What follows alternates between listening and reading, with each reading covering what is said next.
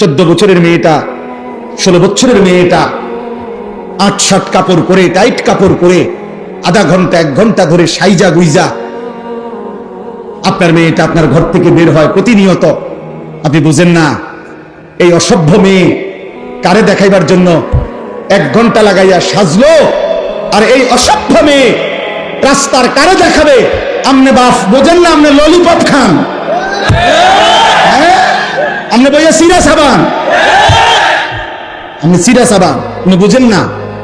আমনের বেডি 1 ঘন্টা লাগাইয়া সাইজা, টাকা আমনের, কাপড় আমনের, মেকআপ আমনের, পাউডার আমনের, ফেয়ার এন্ড লাভলি আমনের, টাকা সব আমনের, রংসাই অটো ড্রাইভার, রংসাই সিএনজি ড্রাইভার, রংসাই রাস্তায় খারাইয়া মুতে এমন অসভ্য বখাটে দুশ্চরিত্র যুবক আপনার বেটিরে দেখে আর টিটকারি মারে।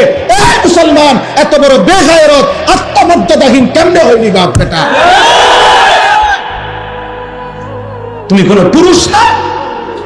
তোর স্ত্রী কেন বেটা বাইরে বাইরে হাঁটবে বেটা? বেপর্দা বেটা, তুই বেড়াইতে বেটা,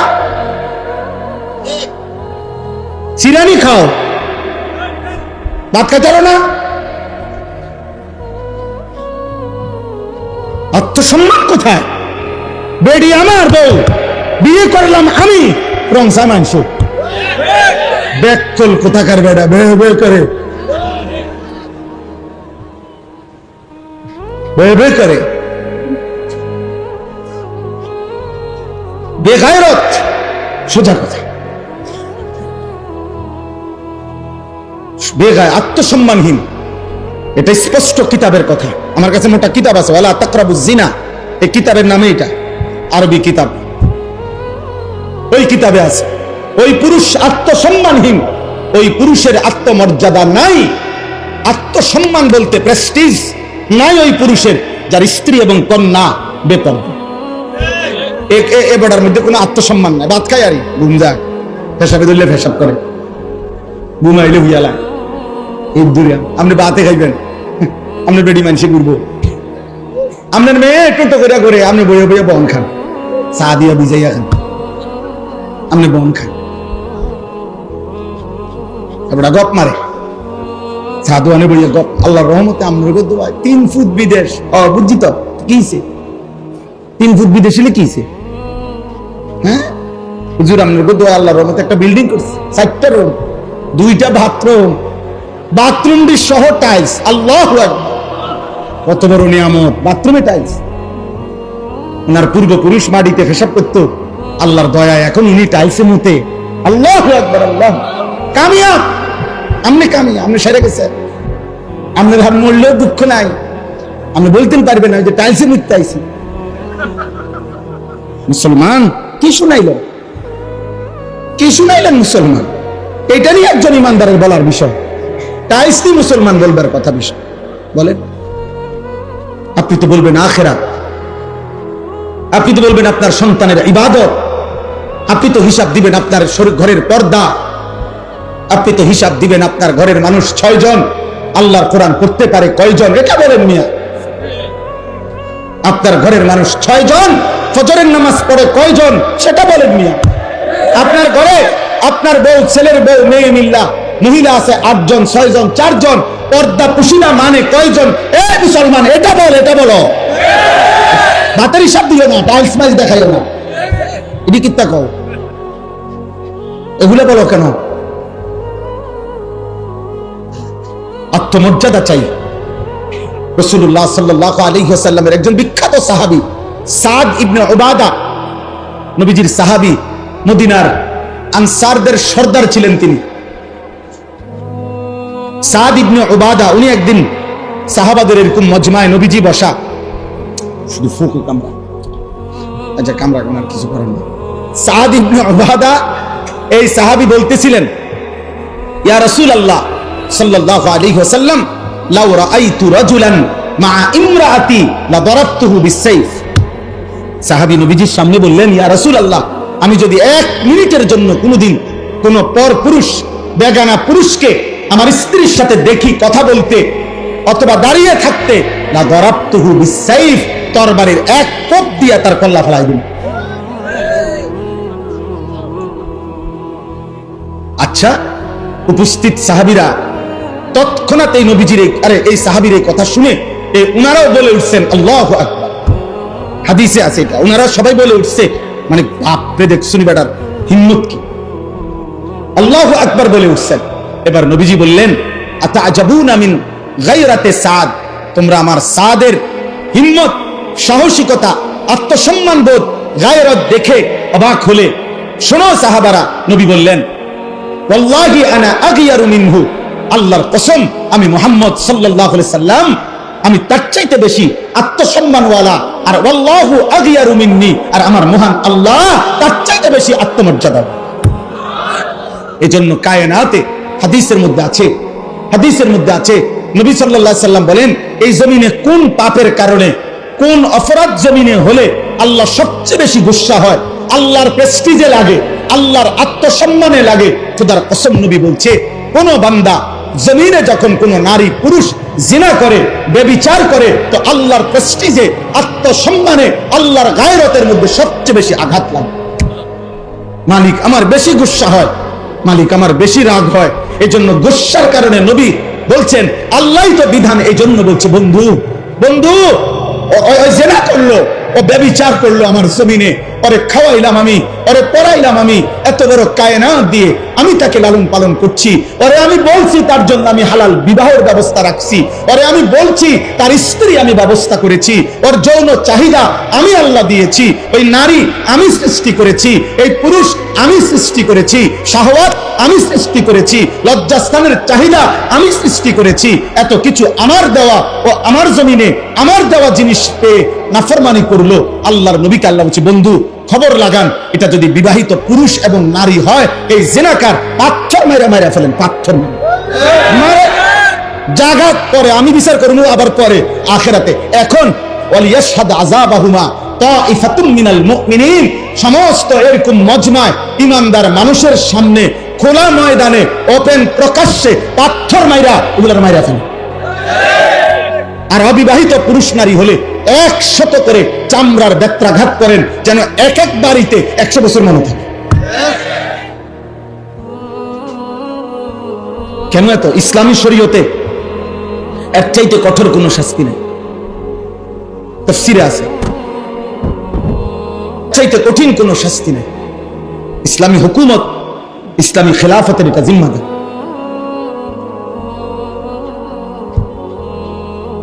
এজন্য এটা জরুরি। বাপ, আমি যুবক ভাই তোমাদেরকে অনুরোধ করছি, মুসলমানের নওজোয়ান প্রিয় ভাই আমার, প্রিয় সন্তান আমার, যদি তোমার বাবা মাও তোমার খবর না রাখে, ধরে নাও তারা তোমারে ভুলে গেছে, কিন্তু আল্লাহ তোমারে ছাড়বে না। বাপ, নারী দেখো না, নারী দেখো না বাপ, অশ্লীল ছবি দেখো না, মোবাইলের উলঙ্গ দৃশ্য দেখো না। আব্বা, তুমি বরবাদ হয়ে যাবা, তোমার দুনিয়াও শেষ হয়ে যাবে, তোমার আখিরাতও শেষ হয়ে যাবে। ইন্নাল্লাযীনা ইউহিব্বুনা আন তাশিআল ফাহিশাতু ফিল্লাযীনা আমানু লাহুম আযাবুন আলীমুন ফিদ দুনিয়া ওয়াল আখিরাহ। কোরআন শরীফের আয়াত, সূরা নূরের মধ্যে আছে। আল্লাহ বলছে যারা মুসলিম জনসমাজে অশ্লীলতা ছড়িয়ে দেয়, জিনা ব্যভিচার ছড়িয়ে দেয়, নারী পুরুষ ছেলে মেয়ের অবাধ বেহায়াপনা ছড়িয়ে দেয়, খোদার কসম আল্লাহ বলছে আমি ওয়াদা দিলাম তাদেরকে আমি কঠিন আযাব দেব, ফিদ দুনিয়া ওয়াল আখিরাহ, দুনিয়াতেও আখিরাতে। ওরে আমি বেইজ্জতি করে দেব, ওকে আমি অপমানিত করব, ওরে কষ্ট দেব, যদি ও লজ্জা পাবেই পাবে, আজ কিংবা কাল। এজন্য কোন ব্যভিচারী, অসৎ চরিত্রের অধিকারী, নারী পুরুষের জিনা ব্যভিচার সহ হারাম সম্পর্ক যার, সে কোনোদিন সব সুখ পায়। তুমি খবর লাগাও, খবর লাগাও। কোন বিবাহ বহির্ভূত প্রেমের সম্পর্ক শেষ পর্যন্ত সুখকর হয় না, শেষ পর্যন্ত ফাসাদ লাত্তি ছাড়া আর কিছু দেখি। হ্যাঁ, 3 বছরের ভালোবাসা, 8 বছরের জানাশোনা, 9 বছরের দিন ফাসাদ লাত্তি, একটা লাত্তি, এরপরে মেও মেও করে কান্দে। আর আমার কাছে তো কত ফুলানি কান্দে। আমি তো শত শত যুবকের সাথে আমার সম্পর্ক, মেও মেও করে কান্দে, সব শেষ, সব শেষ। এখন আমি হাফ প্যান্ট, যৌবনের ক্ষমতাও নাই, কোমরের ক্ষমতাও নাই, শারীরিক সক্ষমতাও নাই, আখিরাতও নাই। নাউযুবিল্লাহ, নাউযুবিল্লাহ। আল্লাহ হেফাজত করে, আল্লাহ হেফাজত করে। ভাইয়া আখলাকের হেফাজত, আখলাকের হেফাজত, আখলাকের হেফাজত। নারী দেখো না বাপ, ছবি দেখো না, ছবি দেখো। দুশ্মন আজকে ষড়যন্ত্র করছে বাপ, ষড়যন্ত্র। ওরা বুঝছে মোবাইলের আসক্তির যুগে চারিদিকে আসক্ত, শাহওয়াত বেড়ে গেছে। শেষ পর্যন্ত দুশ্মন ষড়যন্ত্রের অংশ হিসাবে, ষড়যন্ত্রের অংশ হিসাবে আজকে পরিকল্পিতভাবে, সুনির্দিষ্টভাবে হিন্দু যুবক অসংখ্য যারা মুসলিম মেয়েদের সাথে হারাম প্রেমের সম্পর্ক গড়ে তাদেরকে বেইজ্জতি করছে, ধর্ষণ করছে, ব্যভিচার করছে, ইমানদার বোনকে শেষ পর্যন্ত লাঞ্ছিত করছে। ওরা জানে প্রেমের সস্তা অফার দিলেই কাটিয়ে যাবে। দোস্ত আমার, বন্ধু আমার, অতএব দয়া করে সুকৌশলে এই কথা প্রচার করা হচ্ছে যে প্রেমের কাছে, ভালোবাসার সামনে ধর্ম টেনে আনা ঠিক না। সবার উপরে মানুষ সত্য, প্রেম সত্য, ভালোবাসা সত্য। আল্লাহ বলছে না বেটা, নবী বলছে খোদার কসম, বিবাহ বহির্ভূত, স্বামী স্ত্রীর ভালোবাসা ব্যতীত, স্বামী স্ত্রীর প্রেম ব্যতীত, বিবাহ বহির্ভূত ছেলে মেয়ে, নারী পুরুষের যেই কোন সম্পর্ক, এটা জেনা, এটা জেনা, এটা জেনা, এটা জেনা, এটা ব্যভিচার, এটা ব্যভিচার, এটা ব্যভিচার, এটা বেহায়াপনা, অসভ্যতা ছাড়া আর কিচ্ছু না। বিবাহ বহির্ভূত প্রেম হয় না, বিবাহ বহির্ভূত ভালোবাসা হয় না। ভালোবাসা শুধুই স্বামী স্ত্রী, ভালোবাসা শুধুই কি ওয়াজআলা বাইনাকুম মাওয়াদ্দাতান ওয়া রাহমা। কোরআন শরীফে আল্লাহ বলছে আমি আল্লাহ স্বামী স্ত্রীর মধ্যে দিয়ে দিলাম ভালোবাসা এবং দয়া মায়া। কোরআন শরীফের আয়াত। আল্লাহ আমাদেরকে হেফাজত করে, হেফাজত করে। কিশোর ভাই, নওজোয়ান ভাই, আরেকটু সচেতন হও, আরেকটু সচেতন হও। এত পাগল হইও না ভাইয়া, এত মাতাল হইও না। যে চাহিদা আল্লাহ দিয়েছেন ওই চাহিদা আল্লাহ পূরণ করবে। ক্ষুধা যিনি দিয়েছেন খাবারের ব্যবস্থা তিনি রাখছেন, তৃষ্ণা যিনি দিয়েছেন পানির ইন্তজাম তিনি রেখেছেন। ঠিক লজ্জাস্থানের চাহিদা যিনি দিয়েছেন হালাল পবিত্র স্ত্রী তিনি ব্যবস্থা রাখছেন। ওয়েট, তুমি অপেক্ষা করো, মিলে যাবে ইনশাআল্লাহ। আমার কথা মনে রাখো, এই দোস্তের কথা মনে রাখো। আমি বলি নষ্ট হইও না, চরিত্রহীন হইও না। আগামী ইসলামের জন্য, আগামীর কালেমার পতাকার জন্য, মাহাদির পক্ষে লড়বার জন্য, দাজ্জালের বিরুদ্ধে লড়বার জন্য ঈমান আমলওয়ালা, আখলাকওয়ালা যুবক তোমরা যদি তৈরি না হও, আল্লাহর দ্বীনের জন্য লড়বে কে? কালেমার জন্য লড়বে কে? বাস কি বলো ভাই, গাজাবাসী আজীবন শুধু রক্তই দেবে না, মুসলমান আজীবন শুধু মরতেই থাকবে। আজকে তো ৭৭ বছর হয়ে গেছে। 1948 সনে ইসরায়েলের এই বেঈমানরা ফিলিস্তিনের উপরে হামলা শুরু করছে 1948 সালে। আজকে বরাবর ৭৭ বছর। 2025 তুমি হিসাব করে দেখো, আমি হিসাব করে দেখছি ৭৭ বছর ধরে মুসলমান জান দিচ্ছে। আর তুমি নারী দেখো, ছবি দেখো, তোমার কলিজায়, আমার ভাইদের জন্য, বোনের জন্য, ইমানদারের জন্য তোমার কলিজায় কোনো কান্না আসবে না, মায়া লাগবে না? 1964 সাল থেকে রোহিঙ্গা মুসলমানরা জীবন দিচ্ছে, রক্ত দিতে আজকে প্রায় 60 বছরের বেশি। আর আজীবন তাহলে রক্তই দিবে আর আমরা ঘুমিয়েই থাকবো না? 1947 সালে ব্রিটিশ যখন এই উপমহাদেশ থেকে চলে গেছে, তখন এই কাশ্মীর মুসলমানের অঞ্চল, কাশ্মীরকে অমীমাংসিত রেখে চলে গেছে। সে 47-এর পর থেকে আজকে 2025, 78 বছর ধরে কাশ্মীরের মুসলিম মুসলমান জীবন দিচ্ছে। অতএব দোস্ত আমার, বন্ধু, নওজোয়ান, আজকে এই ওলামায়ে কেরামের এই পরিষদ থেকে আমরা তোমাদেরকে উদাত্ত আহ্বান জানাই, আগামীর ইসলামের জন্য, মাহাদির সৈনিক হওয়ার জন্য, দাজ্জালের বিরুদ্ধে লড়বার জন্য, পৃথিবীর সমস্ত বেঈমানের বিরুদ্ধে দাঁড়াবার জন্য, ইমানের পতাকা হাতে দাঁড়াবার জন্য তুমি রেডি হও ইনশাআল্লাহ। বলো ইনশাআল্লাহ। 30 বছরের নিচে, 30 বছরের নিচে যাদের বয়স তারা দাঁড়াও, দাঁড়াও নওজোয়ান, বলো ইনশাআল্লাহ, বলো ইনশাআল্লাহ। ইনশাআল্লাহ, দ্বীনের জন্য লড়বো ইনশাআল্লাহ। আল্লাহ তোমাদেরকে তৌফিক দান করেন, আল্লাহ তোমাদেরকে হিম্মত দান করেন, আল্লাহ তোমাদেরকে কবুল করেন। বউ ভাই, বউ বউ, বসো বাবা, বসো বসো।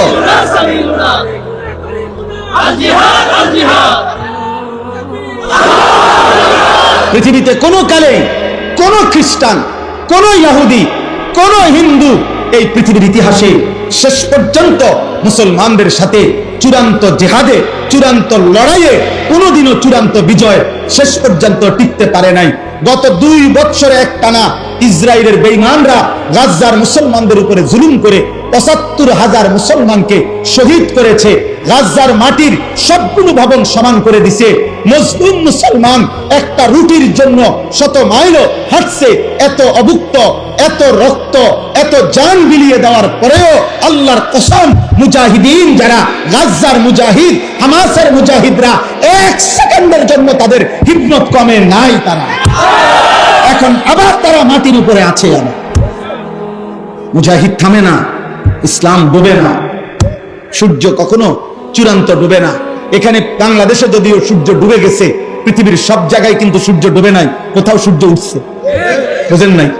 পৃথিবীতে একই সময় রাত হয় না, পৃথিবীতে একই সময় সূর্য ডুবে না। এখানে সূর্য ডুবলে অন্য কোথাও সূর্য ওঠে। আল্লাহর কসম, ইসলাম এমন এক সূর্য যেটা কোথাও যদি কোনো কারণে সাময়িক কিছুক্ষণের জন্য পর্যদুস্ত হয়, কিন্তু অন্য জায়গায় তৎক্ষণাৎ ইমানের সূর্য, ইসলামের সূর্য ঝলঝল করে উঠতে থাকে। এজন্য গাজার মুসলমান যদিও রক্ত দিচ্ছে, আফগানের মুসলমান কালেমার পতাকা উড়াচ্ছে। একই মুহূর্তে পৃথিবীতে গাজাবাসী রক্তে লাল, আফগানে ইমানের পতাকা উঠছে। মুসলমান হারে নাই, ইমানদার হারে নাই। মনে রাখো, মদে মাতাল যুবক, নারীতে আসক্ত যুবক, মোবাইল আর অস্থির ছবি দেখা ছাড়া যার রাত কাটে না, দিন কাটে না, একটা সেজদাও যে সমস্ত ছেলেরা দাও না, মনে রাখো আমার আব্বা, বাপ, তোমার ছাড়াও ইসলাম বিজয় হবে, তোমার ছাড়াও মাহাদি লড়বে, তোমার ছাড়াও দাজ্জালের বিরুদ্ধে লড়বে, তোমার ছাড়াও ঈসা নবীর যোদ্ধা বাহিনী লড়বে। কিন্তু হয়তো তুমি কামে লাগলা না, তুমি চলে গেলা জাহান্নামের পথে। ইমানদার নওজোয়ান ঠিকই আল্লাহর জন্য জান দেবে। এজন্য তুমি হও সেই কাফেলার সৈনিক, বলো ইনশাআল্লাহ। তুমি হও ফজরের মুসল্লি, ইনশাআল্লাহ তুমি হবে মাহাদির সৈনিক। হ্যাঁ হ্যাঁ, এটা হাদিসের। ফজরের মুসল্লি যারা, মাহাদির সৈনিক তারা। এই বাংলার মাটিতেও কালিমার পতাকা উড়বে ইনশাআল্লাহ, ইনশাআল্লাহ উড়বে ইনশাআল্লাহ, ইনশাআল্লাহ। রাসূলুল্লাহ সাল্লাল্লাহু আলাইহি সাল্লাম বলছে, যদি শোনো যে কিয়ামতের আর একদিন বাকি, তবুও ইয়াকিন রেখো মাহদি আসবে। ইমানের পতাকা, ইসলামের পতাকা, ইসলামের বিজয় বিশ্বময় উড়বেই উড়বে। এটা হাদিস, এটা হাদিস। হয়তো তুমি কামে লাগবে না রে, তুমি কামে লাগবে না রে, তুমি বেরিয়ে চাইলে আর কি, তুমি নারী দেখে দেখে শেষ হয়ে গেল, আর তুমি অশ্লীল ছবি দেখে দেখে শেষ হয়ে গেল, তুমি চুল ঠিক করতে করতে হায়াত শেষ, তুমি মোবাইল টিপতে টিপতে হায়াত শেষ, আর কোনো কামে লাগলে না আর কি, এর দূর আর কি। কিন্তু মনে রেখো বাপ, এজন্য আজকে আমি অনুরোধ করছি, আমার ওই কথার থেকে আবারও ফিরে যাই। আমরা অভিভাবক যারা বলছিলাম, একজন পুরুষ, অতএব অভিভাবক হিসাবে আমার অধীনস্থ স্ত্রী, আমার ছেলে, আমার মেয়ে, আমার অধীনে যারা, তাদের ঈমান আমলের হেফাজত কার দায়িত্ব? অভিভাবক। কার দায়িত্ব বলেন না কেন? অভিভাবক। অভিভাবক। 3 বছরের বাচ্চাটা সারাক্ষণ মোবাইল টিপে কেন? তার মা নাই? 12 বছরের ছেলেটা সারাক্ষণ মোবাইল টিপে কেন? কেন তার বাপ নাই? আপনি সিরানি খান, আপনি গাঁসনি কাটেন, কার জন্য আপনি রোজগার করেন? এত টাকা, এত ঘাম, এত পয়সা আপনি রোজগার করছেন ওর জন্য? কার জন্য বিল্ডিং করলেন? ও তো 1 ওয়াক্ত নামাজ পড়ে না। এই দুশ্মন আপনার জন্য কি উপকারে আসবে? কথা বলে না। ওই বাপ, আপনি যে আজকে 60 বছর হয়ে গেল, আপনি যে 30টা বছর ধরে এই বাজারে মাথার ঘাম পায়ে ফেলাইয়া একটা একটা টাকা রোজগার করেন, ব্যবসা করেন, আপনার স্ত্রীও বেপর্দা, আপনার ছেলেও নামাজ পড়ে না, আপনার মেয়েও পর্দা করে না, আপনি এনে বাজারে ঘাম ঝরে আর তারা বইয়া বইয়া টেলিভিশনে ঘরে সোফাত বইয়া তারা নর্তকীর নাচ দেখে, নাটক দেখে, সিনেমা দেখে। আপনার ছেলে এলাকার আরো 2-4টা বখাতের লগে পুরা দমে মোবাইলে উলঙ্গ ছবি দেখছে, আর আপনার ঘাম বাইয়া বাইয়া পড়তেছে একটা একটা টাকার জন্য। এই দুশ্মন যারা, আল্লাহ দুশ্মন, নবীর দুশ্মন, ইমান ইসলামের দুশ্মন, যাদের ওযু নাই, সেজদা নাই, নামাজ নাই, দ্বীন নাই, শরীয়ত নাই, এদের জন্য যে আপনি এত কষ্ট করলেন, এরা আপনার দুনিয়ার কি কাজে আসবে, আখিরাতের কি কাজে আসবে? উপার্জনকারী, চাকরি, ব্যবসা, ক্ষেত খামার, দেশ বিদেশ যেমনে হোক, আমি কিছু না কিছু কি করি, রোজগার করি। অতএব আমাকে লক্ষ্য রাখতে হবে আমার উপার্জন যেন হালাল হয়, খাবার যেন কি হয়, হালাল। ইনশাআল্লাহ আপনি দেখবেন এই 3 জিনিস ঠিক নজর রাখলে আপনার আগামী গন্তব্য জান্নাত। আল্লাহ তৌফিক দান করেন, আল্লাহ কবুল করেন, আল্লাহ হিম্মত দান করেন। মুআজ্জাজ হাজিরিন, আমি শুধু আয়াতের তরজমা বলছি। হুয়াল্লাযী খালাকাকুম মিন তুরাবিন সুম্মা মিন নুতফাতিন সুম্মা মিন আলাকাতিন। আল্লাহ তাআলা বলে, বান্দা আমি আল্লাহ যিনি তোমাদেরকে সৃষ্টি করেছি মাটি থেকে, অতঃপর বীর্য থেকে, অতঃপর জমাট রক্ত থেকে। আমি আল্লাহই ধীরে ধীরে 7টা ধাপে আমি আল্লাহ তোমাদেরকে মায়ের পেট থেকে, পৃথিবী থেকে বের করেছি। সুম্মা ইউখরিজুকুম তিফলান, যেদিন আমি মায়ের পেট থেকে বের করলাম সেদিন আমি তোমাদেরকে শিশু হিসাবে বের করেছি। সুম্মা লিতাবলুগু আশুদ্দাকুম, ধীরে ধীরে আমি তোমাদেরকে পূর্ণ শক্তিতে পৌঁছাইছি, মানে যৌবন কাল দিয়েছি। সুম্মা লিতাকুনু শুয়ুখা, অতঃপর আমি তোমাদেরকে বৃদ্ধ বানিয়েছি। তাইলে আল্লাহ বললেন, বান্দা মনে রেখো, মাটিতে আমি তোমাকে আমি রাখছি, বীর্যের মধ্যে তোমাকে আমি রেখেছি, জমাট রক্ত, গোশতের টুকরা, হাড্ডির কঙ্কাল, গোশতের আবরণ, রূহ ফুঁকে দেওয়া, শিশুকাল, যৌবনকাল, বৃদ্ধকাল, এই সকল অবস্থার পরিবর্তন আমি করেছি। অমিনকুম মান ইউতাওয়াফা মিন ক্বাবলু, আমি কিন্তু সবাইকে যৌবন দেই না, সবাইকে বৃদ্ধ বানাই না, বরং অসংখ্য ব্যক্তিকে আমি আল্লাহ এই 3 স্তরে পৌঁছবার আগেই মৃত্যু দিয়ে ফেলি। কেউ ছোটবেলায়, কেউ যৌবনকালে, কেউ বৃদ্ধকালে। মৃত্যু হয় কিনা? 3 বছরের বাচ্চা মরে তো, 30 বছরের যুবক মরে তো, 90 বছরের বৃদ্ধ মরে তো। ওয়ালিতাবলুগু আজালাম মুসাম্মা, আমি কিন্তু প্রত্যেককে আমি আল্লাহর নির্ধারিত হায়াত আমি পূর্ণ করে থাকি।